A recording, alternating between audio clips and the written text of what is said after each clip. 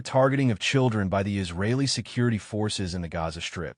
Based on the clustering of injuries and the targeted body parts, I assess that the Israeli soldiers have been deliberately shooting teenage boys in a game of target practice, a different body part being targeted on different days. There's a very clear pattern that suggests this is a deliberate aiming of different body parts. A doctor who visited Gaza on medical mission. 48. The Commission has investigated and documented cases demonstrating a consistent pattern of children being deliberately targeted by the Israeli security forces in Gaza. These include cases of children being shot while trying to evacuate with their families and in places of refuge, such as displacement camps, food distribution sites, or other locations across Gaza. 64. The Commission has collected, analyzed, and preserved videos, photographs, and medical reports, including CT scans, and reviewed investigative reports by several independent entities. The Commission has also interviewed many witnesses, including medical professionals, and consulted 2 independent forensic pathologists in its analysis of the following incidents. Killing of a family of 7, including Hind Rajab and 4 other children in Tel Al-Hawa 49. On January 29, 2024, a Palestinian family of 7 and 2 paramedics in a Palestine Red Crescent Society ambulance attempting to assist them were attacked by the Israeli security forces in Tel Al-Hawa in Gaza City and killed. 65. The Commission's investigation confirmed the following details. At approximately 8 o'clock on January 29, 2024, a man along with his wife, their 4 children, and 5.5-year-old niece, named Hind Rajab, were trying to evacuate from Tal al-Hawa. At 12 o'clock, the family's eldest daughter, 15-year-old Layan, spoke with Hind's mother and confirmed that she and Hind were injured, while the rest of the family were dead. At around 14:45, Layan spoke with a Palestine Red Crescent Society call line operator and said that there was a tank next to the car. The operator heard the sound of gunshots in the call and Layan screaming. At this point, Layan was likely killed. Hind answered the subsequent calls from PRCS with sounds of gunfire in the background. In one of the calls, Hind told her mother that she had been shot in her upper arm, back, and foot. 50. At approximately 17:40, a PRCS ambulance with 2 paramedics was dispatched from Al-Ali Baptist Hospital in Gaza City after receiving clearance from Israel's Coordination of Government Activities in the Territories and the Ministry of Health in Gaza. The ambulance was about 200 meters from the car in which Hind was trapped when a red laser light pointed at the ambulance. The sound of heavy gunfire and tank shelling was heard over a call between the ambulance crew and PRCS. The connection between the PRCS and the ambulance crew was lost at 1800 hours. The call between Hind and her mother continued until around 1900 hours when Hind stopped talking. Hind likely died around this time. 51. Hind's body. The bodies of 6 of her family members and the charred remains of the 2 PRCS paramedics in the ambulance were recovered 12 days later.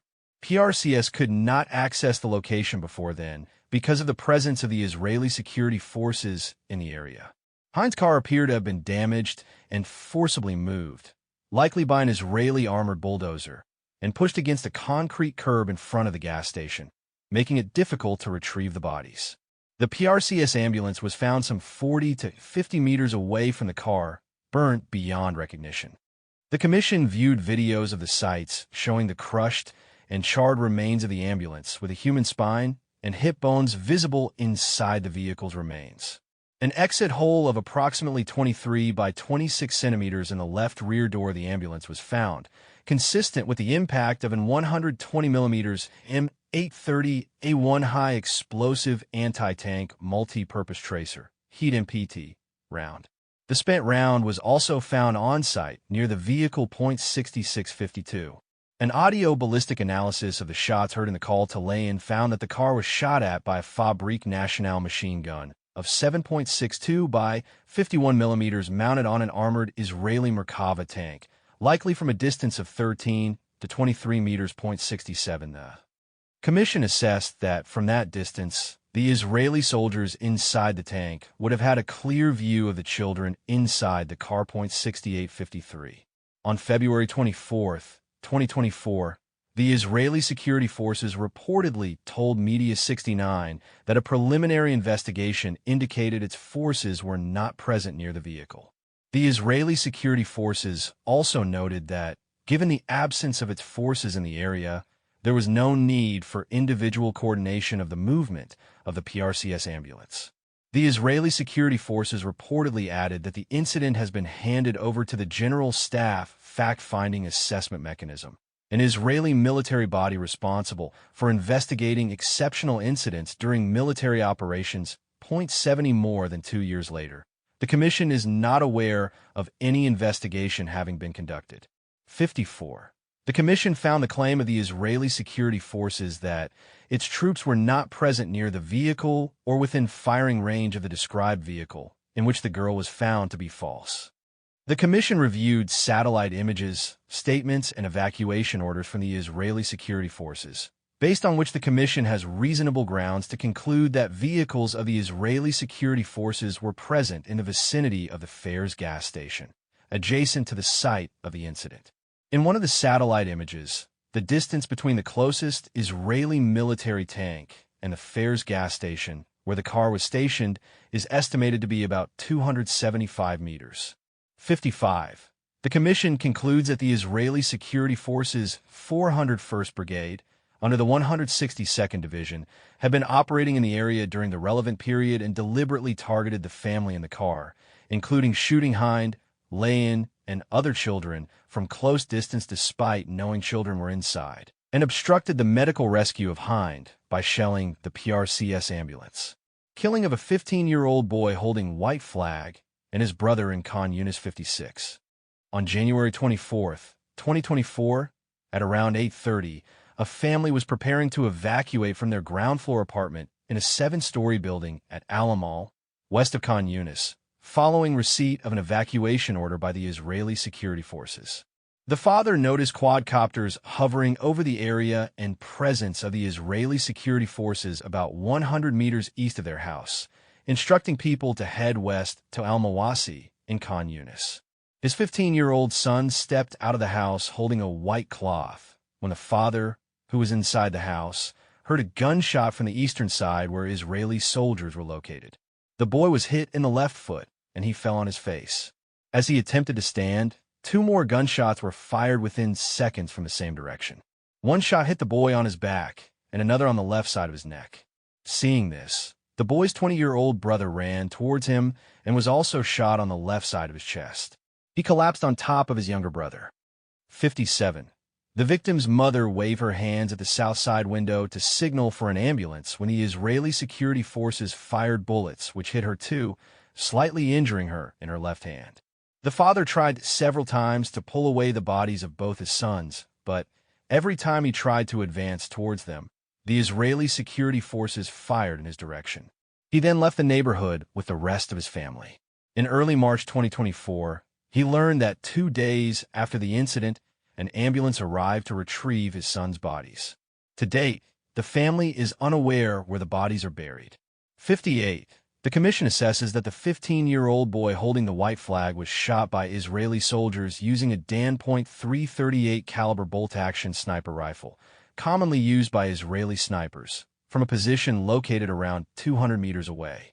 Given that sniper rifles used by the Israeli security forces normally have a precision accuracy range of more than 1,200 meters, the Israeli shooter should have been able to see that the target was a child, and that he was holding a white flag.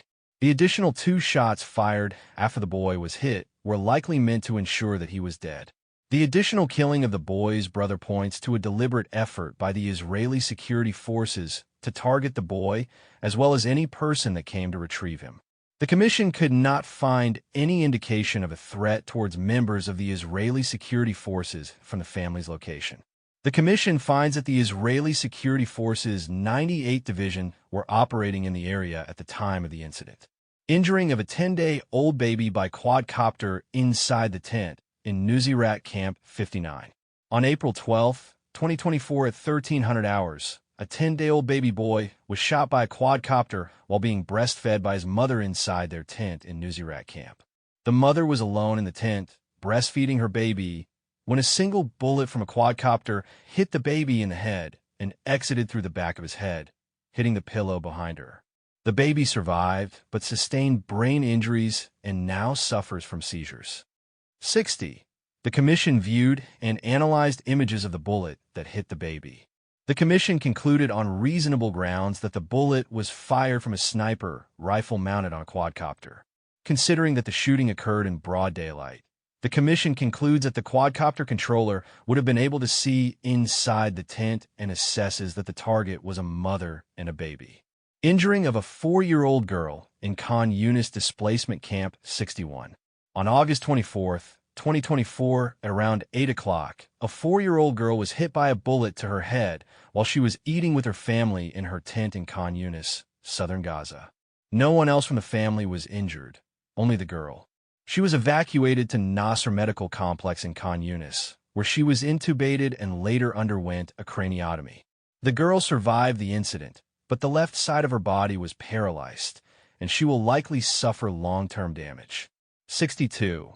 The commission viewed images of the bullet and determined that the bullet used was a 7.62 by 51 millimeters munition. Since the girl was the only one in the family in the tent who was shot, and testimonies of the doctor and the parents indicate that they saw the quadcopter that shot the girl, the commission concludes on reasonable grounds that the girl was targeted by a quadcopter mounted with an assault rifle. Testimonies from medical professionals and visual evidence 63. The commission interviewed a total of 17 medical practitioners deployed to different hospitals in Gaza between October 7, 2023 and July 2025, who reported a consistent pattern of receiving children with single gunshot wounds, either by quadcopters or snipers. The killing of a child from a single gunshot wound indicates a high degree of precision in the use of force, suggesting that the shot was carefully aimed rather than incidental or the result of indiscriminate fire. In such cases, this pattern is indicative of the deliberate targeting of the child victim, particularly where the circumstances do not point to crossfire or other conditions of hostilities. See Paris. 71 to 75 for the Commission's military analysis on the Israeli Security Forces' use of weapons, and see Paris. 48 to 62 for the investigated cases. 64. The doctors described treating a significant number of children who sustained bullet injuries in the upper part of the body, with no shrapnel injuries, as a result of small arms fire. A doctor who worked at the European Gaza Hospital made a distinction between two kinds of wounds: small bullets, with very small entry and exit wounds, making it hard to locate them in children's bodies, with the victims commonly exhibiting collapsed lungs, severed vessels and nerves, and high-velocity rifle bullets, which left small entry but large exit wounds. In one example provided by the doctor, a boy arrived at the hospital with a gunshot wound to his head. The bullet entered near the boy's ear and exited through the jaw, which was completely destroyed. The boy was with his father, who was not injured at all, indicating that the child was likely targeted by a sniper. Doctors told the commission that they received children with injuries inflicted by quadcopters. One doctor estimated that, within 2 weeks of her deployment in a hospital, she saw around 5 children shot by quadcopters. Quadcopters hover close to targets, enabling operators to see clearly, using high-resolution cameras with night vision capabilities, whom they're targeting before firing, which indicates deliberate targeting. See the next subsection on weapons used to target Palestinian children for details. 65. Doctors provided the commission photos, videos, CT scans, and X-rays for 17 children who had been shot. They were 8 boys, 8 girls, and one of undetermined gender, ranging in age from 3 to 16 years old. The commission carried out independent forensic analysis in 15 of the 17 cases. The cases of 2 boys were not examined. In one case, there was insufficient evidence to permit analysis, and, in the other case, video evidence was sufficiently clear so that forensic analysis was deemed unnecessary, which confirmed that, in 12 cases out of the 15, the wounds were consistent with a single gunshot. 66. In one example, 2 16-year-old female cousins were brought to a hospital, each with a single shot fired to their heads. An accompanying family member told the treating doctor that the girls were shot by a quadcopter while they were attending a wedding ceremony in a tent in Khan Yunis in August 2024. The girls died shortly after arriving at the hospital. The doctor stated that the girls had distinguished swelling of eyes due to bullet injuries on the brain, leading to orbital evisceration. 2 independent forensic pathologists confirmed the cause of death. 67. In a second example, a 14-year-old boy arrived dead at the Nasser Medical Complex in August 2024 with small pellets lodged in his chest and pelvis. According to the doctor, the small, cube-shaped pellets created a tunneling-like effect impacting multiple internal organs and causing a cardiac tamponade 71 and a spraying-out effect, which penetrated deep into the body and caused hemorrhage to the boy's internal organs. Independent forensic pathologists confirmed that the boy sustained a minimum of 10 lesions of approximately 0.5 centimeters diameter, with a square-shaped imprint or triangular entrance wound. This type of wound is atypical of non-rounded pellets with linear or sharp edges, but consistent with entrance wounds from a small-caliber firearm projectile. They concluded that the boy likely died because of hypovolemic shock, hemorrhage, and pulmonary and vascular injuries owing to the pellets hitting major arteries in the body. The munition used appears to have been designed to cause severe internal damage and can result in superfluous injury or unnecessary suffering. The use of such ammunition is prohibited under customary international law and may amount to war crime. 7268. The Commission documented another case where an 8-year-old boy arrived at the Al-Aqsa hospital with a single gunshot wound to his buttock.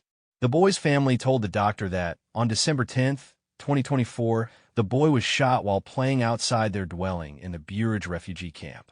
The bullet hit his right buttock, went through his abdominal cavity, and remained in the front center of the abdomen wall. The Commission was informed that during the surgery, a 3 centimeters bullet was removed from the boy's abdomen. The Commission assesses that the boy was hit by a .338 Lapua Magnum cartridge fired from a .338 caliber Israeli sniper rifle. The Commission finds that the Israeli Security Forces 99th Division was operating in the area at the time of the incident. 69. The Commission also received reports on an additional 168 children, 98 boys, 53 girls, and 17 unknown, age ranging from 10 weeks to 16 years, who suffered gunshot wounds between November 9, 2023 and July 16, 2025. Of the 168 children, at least 88 children were killed as a result of gunshots. At least 70 of the 168 children were shot by quadcopters, and at least 20 were shot by snipers. Some of the children were shot by tank guns. At least 73 children of the 168 children were shot in the head and 22 in the chest, and the rest sustained gunshot wounds to other parts of the body. 70. Several doctors also told the Commission that, after May 2025, they treated children with gunshot wounds by snipers and quadcopters who were en route to or at the Gaza Humanitarian Foundation aid sites. Israeli soldiers have admitted to shooting unarmed Palestinians, including children, at GHF sites.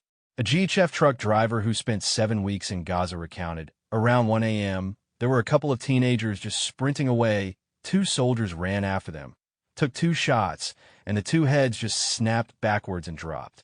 Another soldier remarked, "Obviously, fingers are light on the trigger." The Commission documented extensive reports, including by international organizations such as Médecins Sans Frontières and the International Committee of the Red Cross, of children being shot at GHF sites. .73 weapons used to target Palestinian children. 71.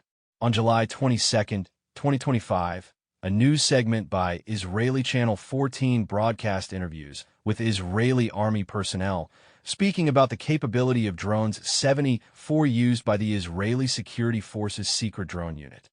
The segment showcased several variants of quadcopters, demonstrating their high-resolution surveillance and night vision capabilities, including electro-optical and infrared sensor cameras, combining visible light and thermal imaging capabilities to provide continuous, 24/7 situational awareness in various conditions.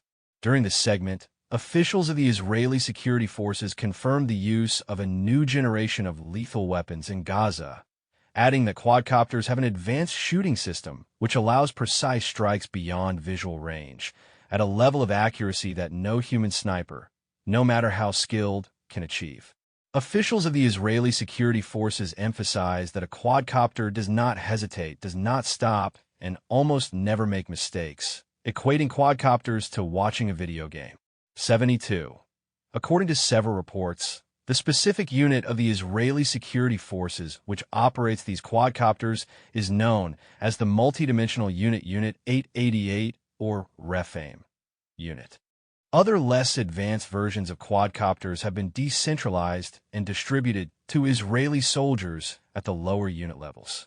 In the ITVX documentary, Breaking Ranks, Inside Israel's War, one Israeli soldier described, "The drones, in my opinion, are what most dehumanizes the other side. You see everything on a screen. You drop the bomb. It feels like a game. You can sit in some basement of a house, safe, with your helmet off, scratching your balls, half-dressed, and kill Palestinians." 73. The Commission notes that quadcopters are controlled by human operators, with soldiers scanning and identifying a target and then remotely firing to hit the target. In 2025, the Ministry of Defense established an Artificial Intelligence and Autonomy Administration 75 within the Directorate of Defense Research and Development to spearhead research and development efforts in AI and autonomous weapon systems across all branches of the Israeli security forces. Different attack drones have been developed and used in Gaza. Attack drones developed by Elbit Systems named Birds of Prey, and a sniper drone Predator, and an attack drone developed by the company Stand. 74. The Commission assesses that such quadcopters have been configured to carry a variety of ammunitions, including small bombs, small arms fire, and pellets. The Israeli security forces likely mounted shotguns or other assault rifles on quadcopters modified to use small pellets, which are traditionally made of lead, as well as steel and tungsten of different calibers. Some of the munitions appear to have been designed to behave in a similar manner to cluster munitions within a human body. Quadcopters, newly deployed by the Israeli security forces, fire small pellet munitions specifically designed for these weapons. Upon entering the body, the pellets fragment into submunitions, mimicking cluster munitions by damaging multiple organs. 75. In addition to quadcopters, the Commission has also found that the Israeli security forces used sniper rifles to target children in Gaza.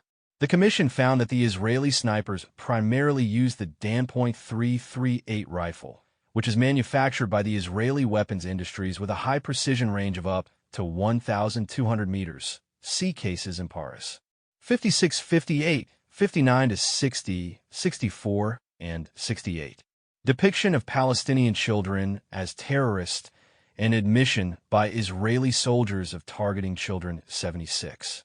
The Commission found that Palestinian children in Gaza have been explicitly depicted as terrorists by Israeli officials in their speeches, statements, and rhetoric in the Israeli Knesset, media, and social media. On October 9, 2023, a member of Knesset and Deputy Speaker of the Knesset, Nissim Vat-Yuri, posted on social media, "Erase Gaza. Nothing else will satisfy us. It is not acceptable that we maintain a terrorist authority next to Israel. Do not leave a child there, expel all the remaining ones at the end, so that they will not have a resurrection." 76. On January 30th, 2025, he again said, "Gaza is full of terrorists, and every child born there is already a terrorist from the moment of his birth." 77.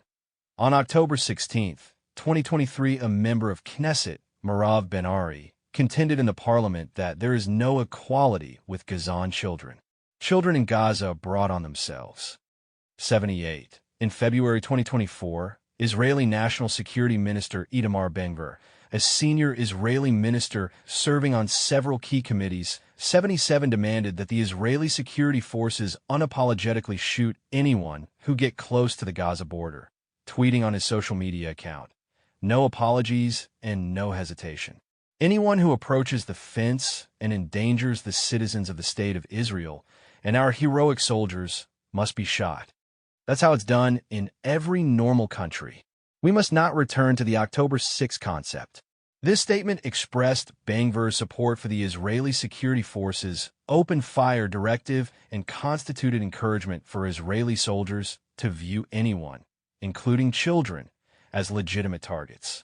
It indicated blanket authority to the Israeli soldiers to shoot in the demarcation line area, CPARS, 36 to 40 above on post-ceasefire shooting near or across the yellow line. 79. In July 2024, Israeli Knesset member Amit Halavi stated that 300 Palestinian babies in the maternity ward of the besieged Al-Shifa hospital are all born terrorists. 80. During a Knesset plenary session on May 9, 2025, in response to Ahmad Tibi, a Knesset member and chair of the Tile Party, Michael Waldeiger, Knesset member from the Religious Zionist Party, argued that military operations in Gaza must continue without restraint, declaring, "I cannot understand how this establishment does not shake when someone stands here." A member of the Knesset and speaks ill of IDF soldiers. That I was a member of the ethics committee here, we have determined repeatedly that IDF soldiers are above this argument and cannot be blamed. What was done in Gaza, it's a shame that it did not get worse. There are no one involved. We saw what happened on October 7th. IDF soldiers are the purest good, and they do everything to protect human life in the state of Israel. They fight every enemy, including children. Sometimes there is no choice. It's a war. There are casualties in war. 81. Moshe Feiglin, a far-right politician and former Likud member of the Israeli Knesset, in an interview with Israel's Channel 14 in May 2025, said, "Every child, every baby in Gaza is an enemy.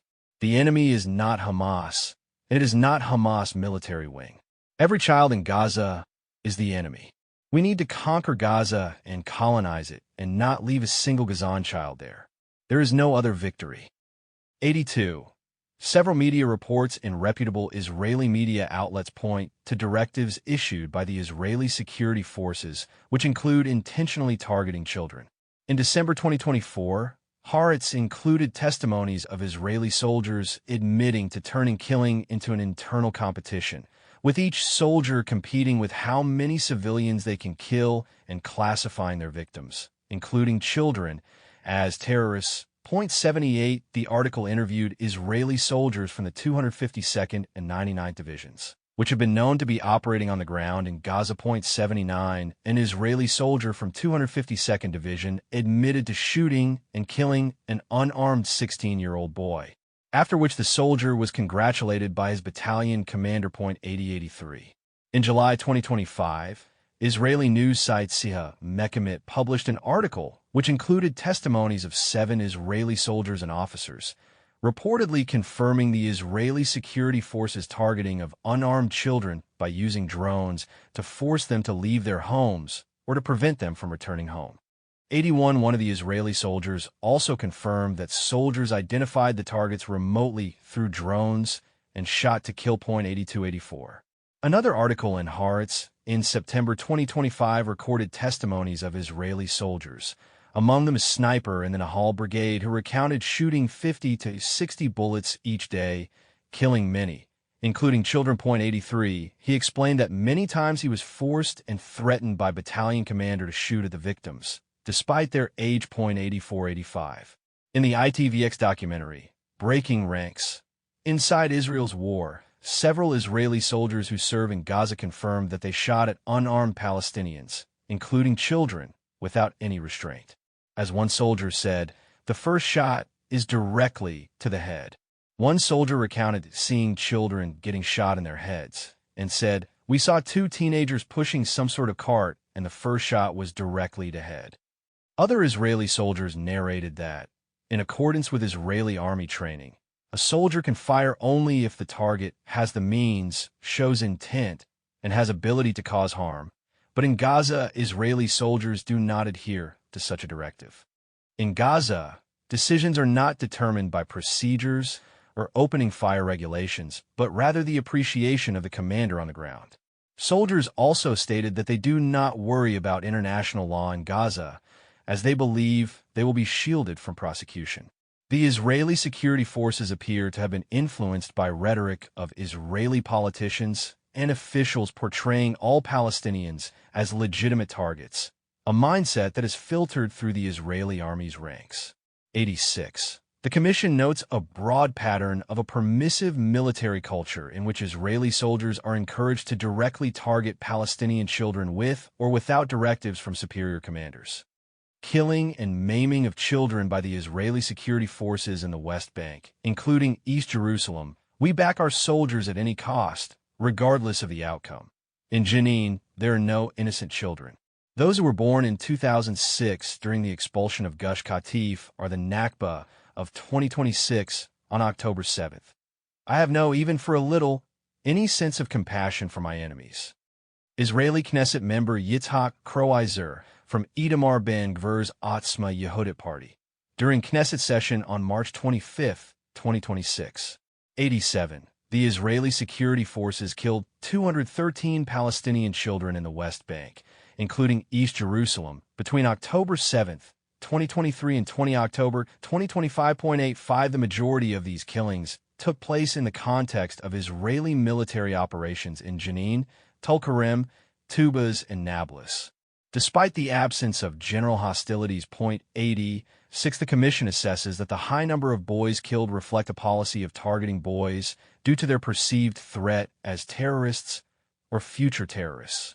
87. The Commission finds that Palestinian boys are systematically targeted by the Israeli security forces as a distinct group, reflecting a gendered security framing that links Palestinian male identity, even as children, with threat. The targeting of Palestinian boys by Israeli security forces reflects an intersection of age and gender within the Israeli military's operational and targeting practices. Palestinian girls are not safe either, as they are largely killed and injured even inside homes, underscoring that there is no safe space for Palestinian children. 88. Operation Summer Camps, initiated on August 28, 2024, and continuing, has been the largest Israeli military operation in the northern West Bank in over 2 decades. It has included the use of airstrikes in densely populated areas, similar to the bombing campaign in Gaza since October 2023. In January 2025, the Israeli security forces launched another large-scale military operation called Iron Wall in Jenin, which spread across other areas of the West Bank, just days after the implementation of the second pause in fighting in Gaza. 88. According to OCHA, between January 2025 and mid-October 2025, the Israeli security forces killed 40 children in the West Bank, accounting for 1 in every 5 Palestinians killed. 89. OCHA reported that 29% of all casualties in the West Bank between January 1, 2024 and August 31, 2025 were caused by airstrikes, including drones. 9089. On September 25, 2024, at around 1700 hours, the Israeli security forces, including undercover operatives from the Duvdevin unit, carried out an arrest operation in the village of Anza, south of Jenin. At the same time, a large group of girls and women were gathered at a house situated around 120 meters away to mourn the death of a family member earlier that day. The girls and women were sitting in silence in the courtyard, while younger children played in front of them. Without any warning, Israeli soldiers fired live ammunition from the suspect's home in the direction of the girls and the women in the courtyard. The fire was intense and indiscriminate, lasting intermittently for about 15 minutes. As a result, 2 girls and a 77-year-old woman were wounded, and a 34-year-old woman was killed. The victims were unarmed and did not do anything that could have been perceived as a threat. The Commission is not aware of any reports of anyone else being killed or injured during the firing. The Israeli security forces claimed that local terrorists had opened heavy fire against the forces, who responded with fire to eliminate the threat. However, the Commission could not verify any claims of exchange of fire. Based on the above, the Commission reasonably finds that the Israeli security forces fired in the direction where women and girls were exclusively congregated, and the Israeli soldiers had used lethal force against civilians who posed no imminent threat. 90. Similarly to the Israeli military tactics in Gaza, the Israeli security forces have increasingly used attack drones in the West Bank, resulting in harm to children. In one case investigated by the Commission, on January 8, 2025 at around 9:30, a 10-year-old boy and an 8-year-old boy, along with their 23-year-old male cousin, were killed by a drone in Tammun village while they were sitting in front of their home. At the time of the incident, Israeli soldiers were approximately 800 meters away from the site. After the shootings, the Israeli soldiers arrived at the scene with an Israeli ambulance, ordered the family to go inside the house, confiscated their phones, presumably to destroy any video of the shootings, and surrounded the house so that family members could not step out.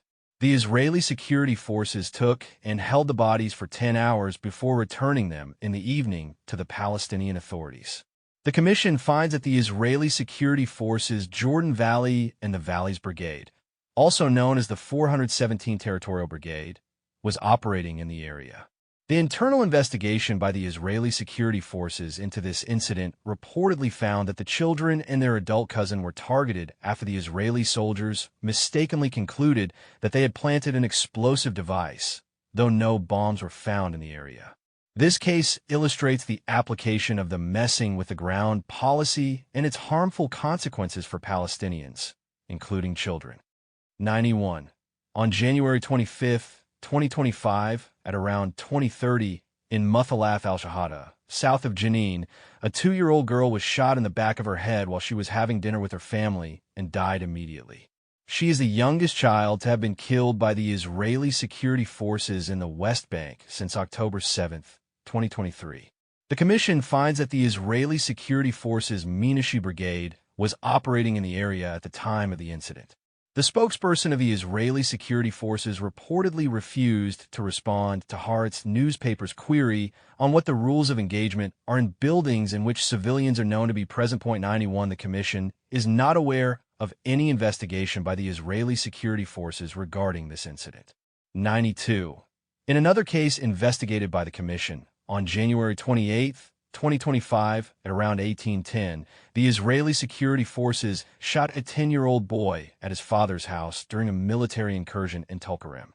The Commission viewed and verified CCTV footage depicting the moment the boy was shot. In the footage, the boy appears unarmed. The Israeli security forces detained the ambulance, taking him to hospital for almost 30 minutes. One of the Israeli soldiers said to the boy's father, "I am the one who shot your son. God willing, you will die." The boy sustained a single gunshot wound to his waist that exited through his chest, hitting vital internal organs. He died of his wounds on February 7, 2025. The Israeli security forces reportedly told Haaretz that soldiers thought that the boy was messing with the ground, without providing any evidence. Following the shooting, an investigation was reportedly launched by the Israeli security forces. The Commission is not aware of any findings of the reported investigation. The Commission assesses that Israeli soldiers were responsible for shooting and killing the boy and for blocking medical aid. The Commission finds that the Israeli security forces Ephraim Brigade was operating in Tulkarem at the time of the incident. 93. On February 10, 2025, a report published by Haaretz noted that the Israeli security forces have expanded its open fire orders in the West Bank to kill anyone messing with the ground. See Paris. 90 and 92 for incidents investigated by the Commission linked to this expansion in the Israeli security forces policy. This policy appears intended to target persons engaged in planting explosive devices on roads or actions that involve bending down, dropping an object, etc. 92 reportedly, a more permissive rules of engagement in 2024 granted Israeli soldiers a broad discretion to treat any threat, regardless of means or actual harm potential, as actionable. 93 for instance, bending to pick up a stone could be construed as messing with the ground, thus authorizing lethal action. In such cases, suspects can be killed on the spot, without bothering with arrest. 94 These changes were reportedly initiated by the Israeli Security Forces Central Command Major General Avi Bluth and Judea and Samaria Division Commander Yaakov Dolf. 95 This expanded order has arguably resulted in increasing Palestinian casualties, including children, who were unarmed and not posing a threat.